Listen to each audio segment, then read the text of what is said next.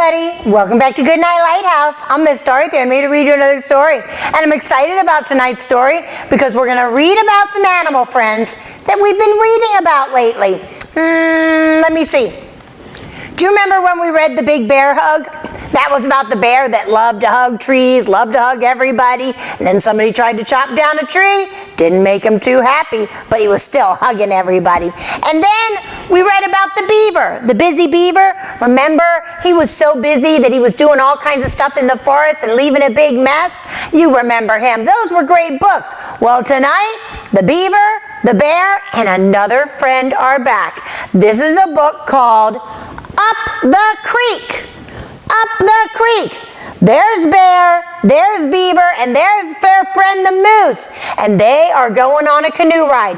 But they have a problem. And this problem's going to mean that things don't go very well on this canoe ride. We need to get into this book and find out what's going to happen to the bear, the beaver, and the moose. Are you ready to get into this Up the Creek book with Miss Dorothy? Good. I need you to sit up and listen up, because here we go. Up the Creek, written by Nicholas Oldland. There once was a bear, a moose, and a beaver, who were the best of friends, though they often disagreed. Hey, we've met these guys before. The moose wanted to steer, but so did the bear and the beaver. They all sat in the stern. They all wanted to be the head of the boat. And now the boat's up in the air because they're sitting on the same side. With so much weight in the back of the canoe, it tipped, and they ended up in the water. So they played eeny, meeny, miny, moe, and it was decided that the moose would steer. They all settled back into the canoe and began to paddle. Eeny, meeny, miny, moe, catch a tiger by the toe. If he hollers, let him go. Eeny, meeny, miny, moe. That's how they decided who was going to steer the boat. And the moose won. The bear insisted on paddling port side, but the beaver and the moose also preferred the left. With everyone paddling on the same side, they traveled in circles. If they don't work together, they're not going to get anywhere. Soon their arms grew tired, so they began to switch sides. That's when they finally started to travel in a straight line. But just as they began to make progress, they came to a stop at a beaver dam. They all had different ideas as to how to get across. The beaver wanted to push canoe, but that didn't work. The moose thought they should pull the canoe. That didn't work either. Fortunately, the bear figured it out. The only way across was to portage. So they're carrying the canoe on their head and walking across. Back in the water, the bear, the moose, and the beaver settled into a rhythm and started to really enjoy paddling along the river. But it wasn't long before they began to argue. Stop splashing! Keep paddling! I'm hungry! They argued so loudly that they didn't notice the current was growing stronger, or the quiet rumbling in the distance. They better pay attention. Until it was too late. The river had turned into wild white water rapids. They weren't paying attention, and they were arguing, and they didn't realize that the water was about to get really rough. Thrown sideways, underwater, through the air, and everywhere, the bear, the moose, and the beaver held on for dear life.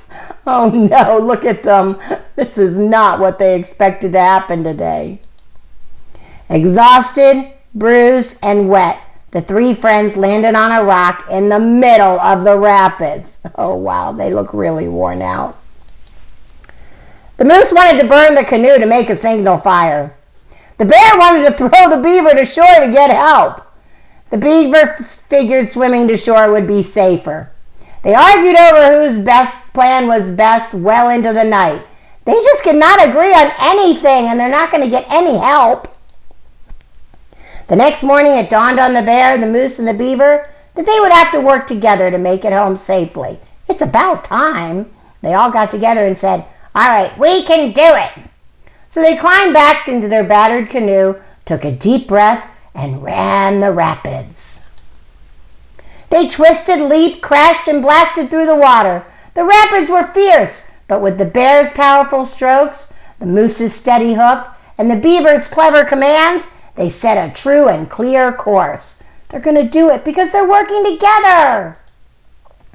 At last, the bear, the moose, and the beaver made it to the shore, but their boat broke, and they looked so tired. After a much-needed nap, the bear, the moose, and the beaver worked together to repair the canoe and paddles, catch some fish, and cook lunch. Before they tucked into their meal, they all gave thanks for the wildest adventure they had ever had.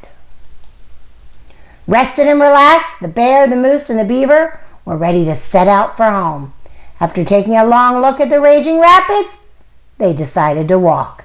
And who could disagree with that? Wow! They got into so much trouble.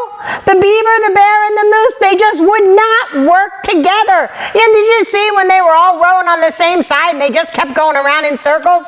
You can't work like that. If you want to go someplace, you need to work as a team.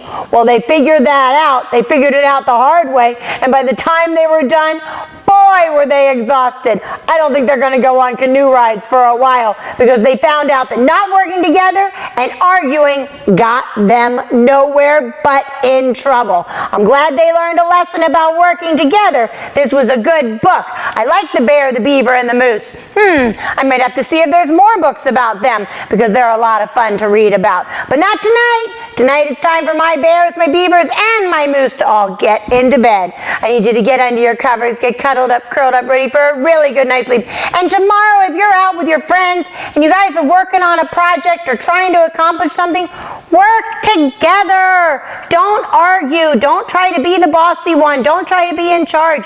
Work as a team. When you work as a team, you go a lot further and things go a lot better. And another thing that will help everything go better is when you're with your mom or dad or your teacher, your grandma and grandpa, and they tell you how to do something, obey, and obey right away. And then come back and see Miss Dorothy. I'm going to be sitting right here, ready to read another book to you. Bye! Thanks for reading with Miss Dorothy. I hope you enjoyed this book, and I hope you'll come back soon to read another. What's your favorite book? Drop Miss Dorothy a note and let me know. I'll go find it, and I'll read it to you. Be sure to subscribe, like, and share. I'll see you soon.